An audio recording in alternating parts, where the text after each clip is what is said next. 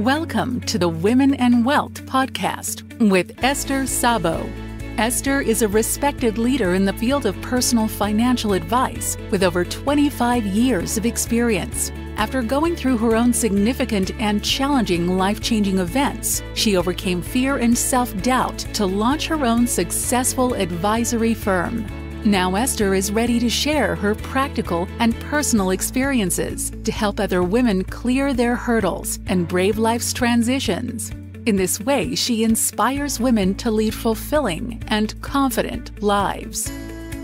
Hello and welcome to Women and Wealth with Esther Szabo from Gates Pass Advisors. Today we have a lot to talk about, and specifically we're going to be talking about who is calling Gates Pass and what are they asking about.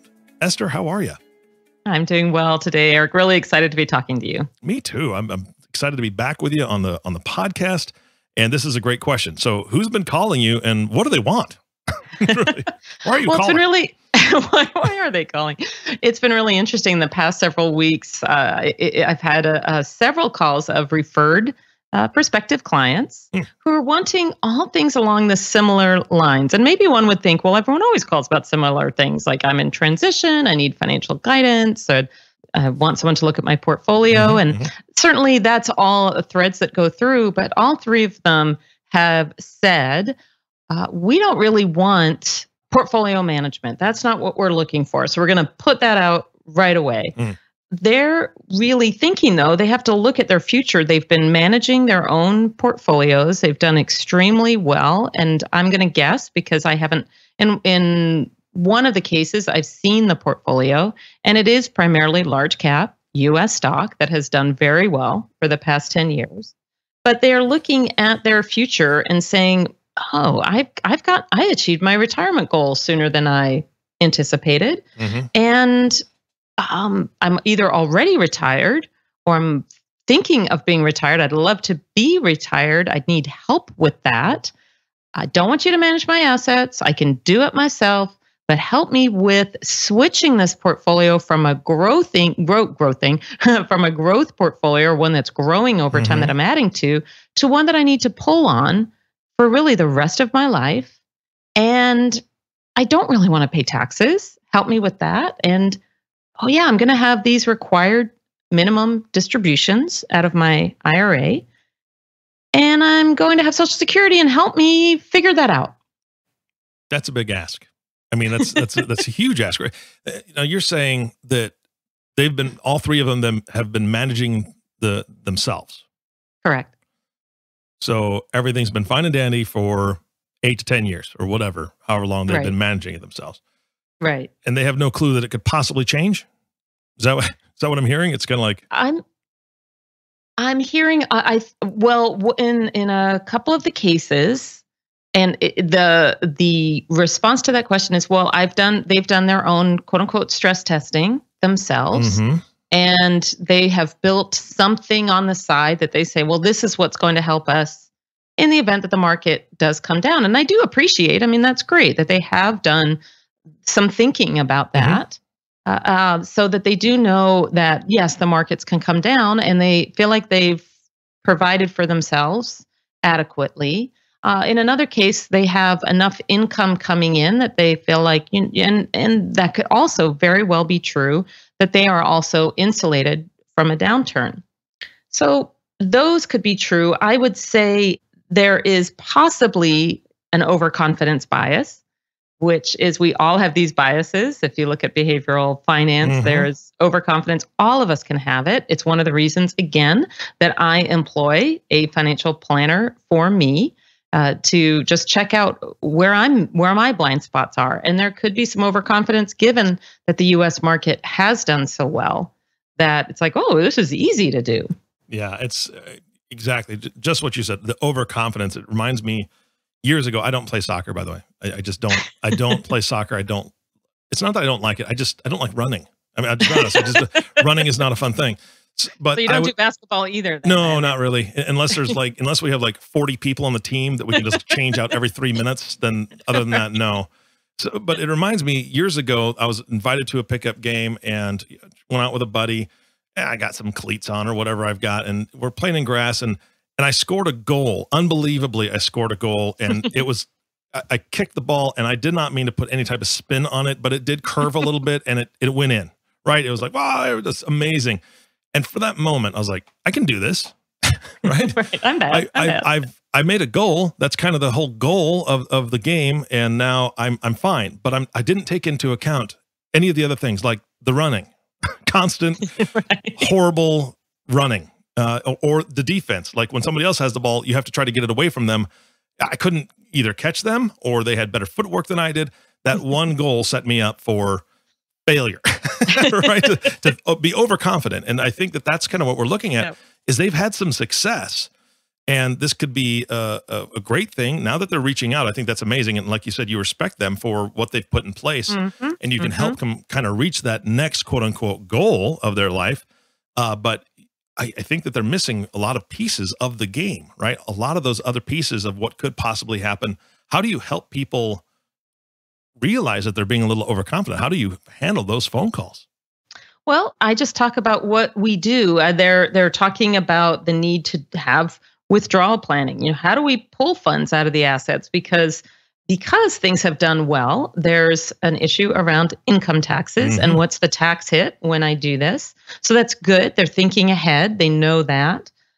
We talk about how we work with people. The other thing that there was some consistency about also in the calls is that the men, in all three cases, the men were running the money, and the spouses were saying, I'm not going to sit in our study and look at reports. I'm just not. And the men are saying, it's easy. It's not that big a deal. And they were like, honey, I'm just not going to do it. Yeah. That's not of interest. So in the future, when you are not willing or able to run this money, I want to know who I can go to. And that was a theme too. That was interesting. Yeah. Wow. That's great pressure, really. Because if my wife wants something, I'm more inclined to have to do it. Whether it's now or eventually, she will apply the pressure that will get me to move, right? Right. Well, that's great. So you've got the spouses on your side at this point. Yeah. What else do you do to help them to see that this may not be a long-term solution for them to manage everything? Because they don't know all the strategies. This is your full-time job, Esther. This is what you do, right? This is what I've been doing day in and day out since 1992, which when I look back, 1992 doesn't seem like it should be 27 years ago. Yeah. But apparently it is. So, well, one of the things that I talk with them about is that our industry, the financial advisory industry, is very focused typically on, well, turn your assets over to me and then I will help you. And if you let us manage the assets, then we can help with these things. And here at Gates Pass, we don't have a requirement that the assets must be managed by Gates Pass advisors. That's one of the things I think is really important to put out there, that it's often we look at what the clients want to do. And sometimes after we've gone through quite a bit of pre-work together and planning, it's determined if they even need that service. So all clients, though, do work with us on an ongoing, regular basis. So when you're basically talking about building a plan for them, and I'm assuming that you would charge for that. Yeah, we look very closely on discovery with the client. And it was interesting with one of them because I talked about this on the call. I always do an introductory call. We set up something on the phone first because schedules are challenging. And rather than wait 3 weeks to come in to have a meeting, let's do a phone call first. It's pretty easy. They don't have to go anywhere, 20, 30 minutes. And in one of the calls, I was talking, and I'll talk a little bit more about what we're planning to do for 2 of these couples. But one of them was like, well, can't you just tell me how to pay less taxes? And sort of just, can't I come in and pay you for a couple hours of your time and you tell me that? And the thing is, it reminds me of someone who, when you go to your doctor, let's say you have a sore throat, go to your doctor and you can't just say, well, no, I'm not going to give you a family history. No, I don't want you to take blood tests. No, don't take my temperature. Can't you just look at my throat and tell me what's wrong? Yeah. And it's a fiduciary responsibility on my part. Unfortunately, taxes don't just sit out there as their own little planet in their own constellation far, far away. Taxes are very much integrated with every decision just about in a financial strategy. Mm-hmm. So before we even get to what is the right strategy, we do spend a fair amount of time with clients. It's not an inordinate crazy, it's not months and months, but we do start with what is important to you. Tell me about you, because you may have lived with yourself or in this marriage for you may end up being a 30-year marriage. You may have been with yourself and taking care of yourself financially for at least that long, if not 50 years. And I need to know, when you're walking in the door, I need to know something about you. It's a bit of how I do my review, like a doctor does with you. Tell me about yourself. Tell me about your medical history. I want to know what's important to you with this money. What do you need to achieve with these assets? Mm-hmm. And I want to know, if you didn't achieve it, what would that mean to you? Yeah. And conversely, if you did, what would it mean? And who's impacted by your decisions here? And what kind of legacy, if anything, do you want to leave? And of course, many times I get the answer, I've done this much during my life, I just really want to use it for myself now, which is great. I mean, that's fine. The challenge is none of us know how long we're here for. Mm-hmm. So if I knew, I just need to make this last for until 2032, okay, we plan from that. But for other clients, it's much, much longer. And that's one of the challenges in answering the question. We need to have these assets last, as well as provide for the life that we want, that we all want you to have a very fulfilling life on the way. And as part of that fulfillment, sometimes clients want to give to their family now. They want to enjoy things with their family. They want to help their children. They want to take friends and family on trips with them. And those are wonderful goals, but they don't have an idea really how much can they afford to do that. And Eric, who we had the podcast with him a month ago or so with this topic, Eric Shea, our associate advisor here with Gates Pass Advisors, he used a great analogy with one of these prospective clients when they then came in to meet with us and said, it's sort of like you have this big football field, but we don't know really, is it 100 yards long? How wide is it? How far is it before you go off the edge and you're really scrambling to get back on track? That's one of the things. How would that feel if you had an idea of those guardrails each year, each time when these decisions come up? Because a lot of the transition work, and this is a transition, actually, there's transitions involved in switching to drawing out of one's portfolio. Obviously, retirement is a transition. And we are very, very skilled at helping people make good decisions during their period of transition. Yeah. Again, I don't want to beat this to death with different analogies, but as you've been speaking about this, it really kind of dawned on me that this is creating a blueprint, right? And if they come to you and they want their financial house to be in order for the rest of their lives, because that's what they're doing, right? They're building this financial house for the rest of their lives. Not that it's not going to be helped, you're not going to review it with them or you're not going to meet with them again, but you really have to set them up with this blueprint of what they're going to build. And you can't do that without asking all those critical questions. If they have 3 collector's cars and a motorcycle, you have to include a garage on that blueprint, right? And if they've got grandkids that they want to have over all the time or whatever, then they're going to need more than the 1 bedroom for them and their spouse. You've got to have maybe they like wine. They're going to either need a wine cellar or they're keeping it in the closet, which is a little weird. So they're going to need something built into this plan for long term. And I just kind of visualize a blueprint, and by asking all these questions, like you brought up, they just want you to help them save on taxes. That is such a small part of the big picture or the big, foundational blueprint that they have to have. I mean, I think it would be irresponsible of you, just to say, hey, yeah, sure, I can tell you how to, save on taxes, do this, that, and the other. And I know you don't, because you do take your fiduciary responsibility very, very seriously. So let me ask you this. How did these calls go when, you talk to them about doing more than just that one small question that they're asking? Well, in some cases, they say, I really just want that one question answered, and I refer them on because I'm not at the stage. I'm not in the stage of my career where I just need someone to be able to fog a mirror, so to speak, exactly, in order to qualify. So I refer them on. Our Financial Planning Association, which is my professional association, has plannersearch.org, and people can look there. I would say, at least in this area, there's not that many people, and I can't speak for the rest of the country, but there's not that many people here who would actually approach it that much differently than me. They typically would not say, without gathering quite a bit of information, it's very hard to give that as an informed answer because tax laws change and shift and all that. But that's one thing that I might do.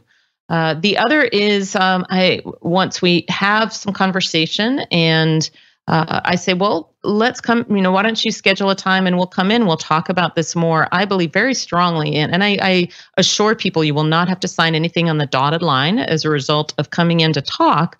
Let's just explore this a bit more. If I really, if I talk about this is what we do, would that be of interest? And if they say, yeah, I think it would, and I, even though I assure them that we're not looking to just grab onto their assets, I think the industry has been built around that because with various types of portfolios, one can typically just pull a portfolio off a shelf that's not unusual and say, here, you fit that portfolio, and we're going to move all your money into that, and we'll talk to you about it every quarter if you want. We'll send you a statement, and that's the extent of the service.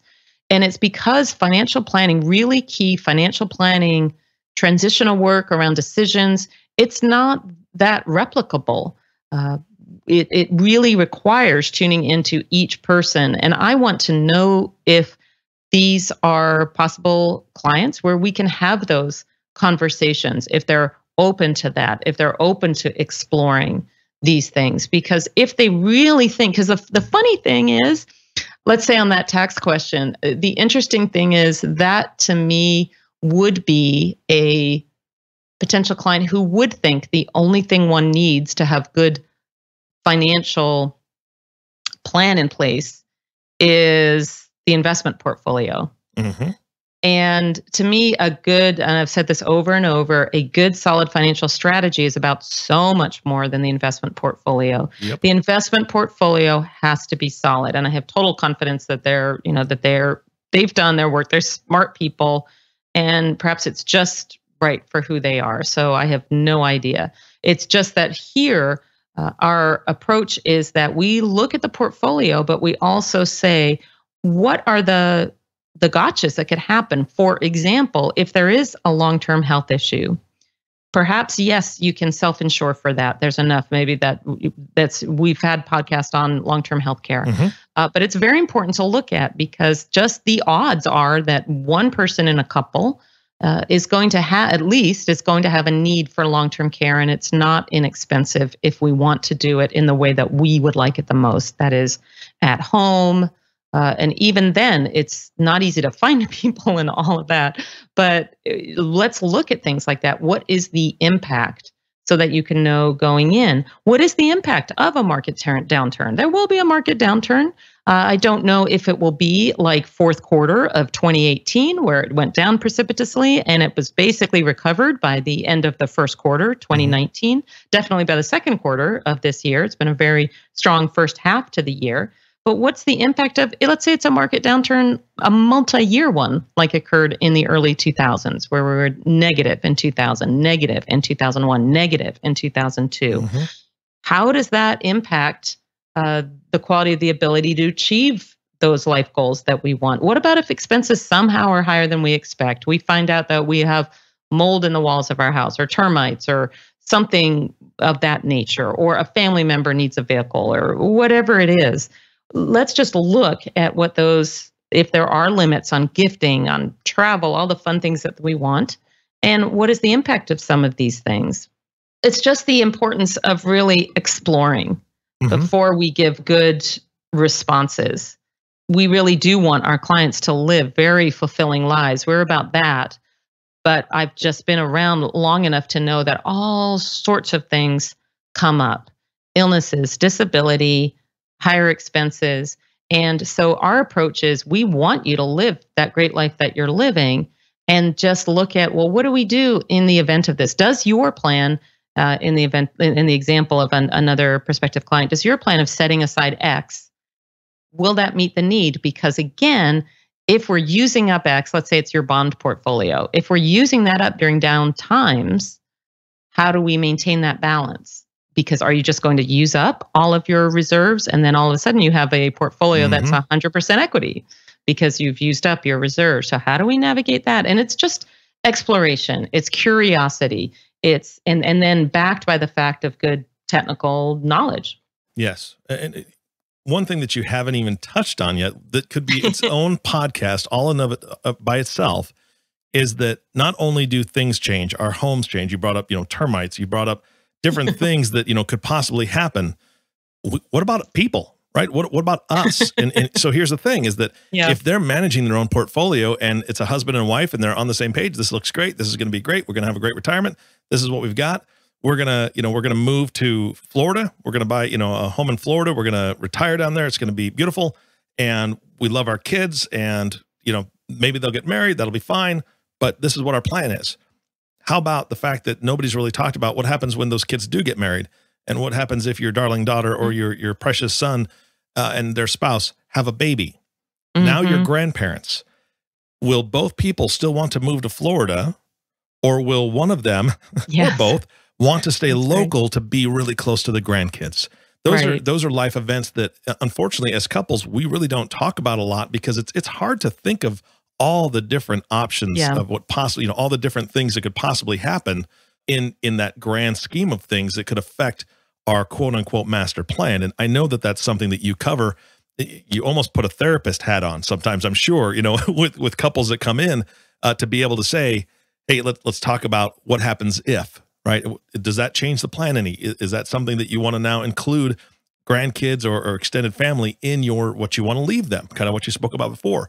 That can really change the game. Yeah, the whole piece about the people. And this is one of the reasons I think that one reason that people don't come in is because they're worried that instantly when they walk in the door, they're going to be sold on turning their assets over. I think that's one thing. The other reason that people may not want to come in because those are very difficult questions. Yes. They're very difficult questions. So it's actually preferred, just tell us what to do with the portfolio. Yep. Because it really does require, let's look at these things. Or they don't want to come in because it's like, shoot, I can't think of every possible instance that could happen, planning. What is it with you guys? You're just, you're going to box me in. I've heard that. And it's really the opposite. We're not trying to box in. We're just trying to envision what is it that you would really like to experience. And if we don't know, it's okay not to know.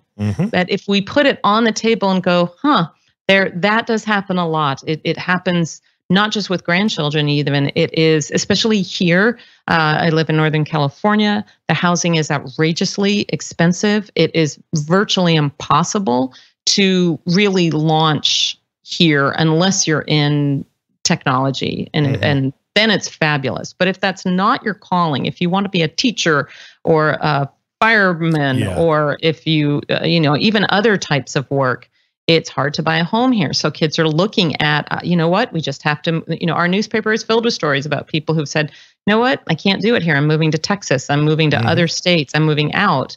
And those are decisions that are being looked at. So how do we navigate those things? And just when clients grow comfortable with the fact that we're not trying to change their lives, so to speak, we want to give them space here to air things out. And it's not about them coming in as husband and wife as a completely unified, we've solved this.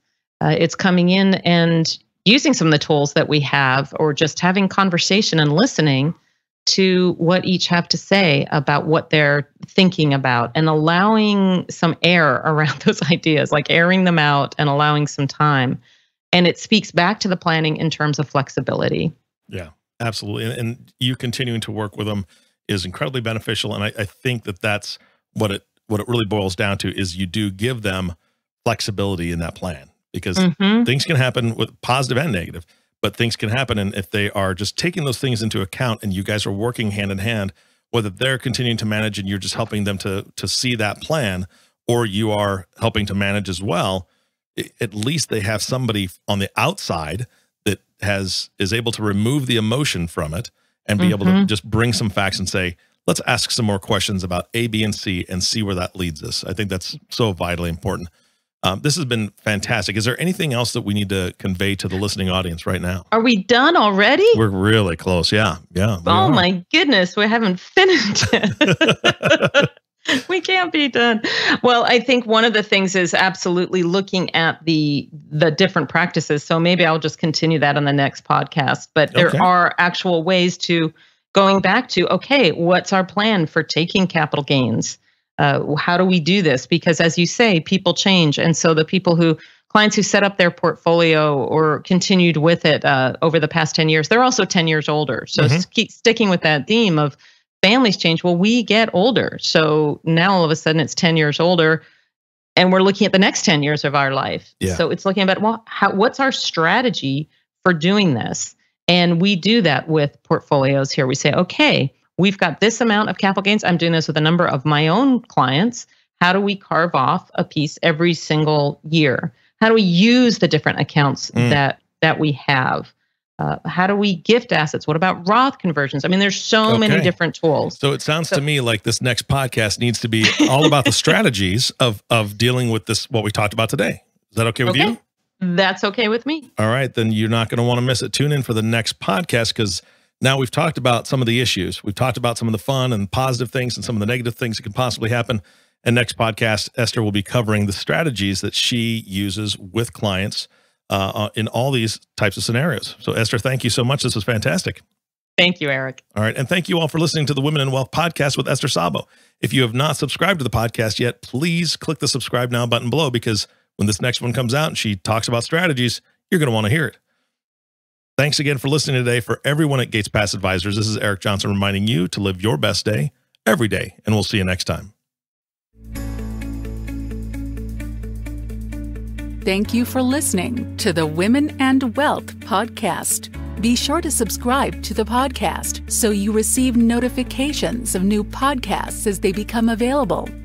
Check out the website at www.gatespassadvisors.com for more information.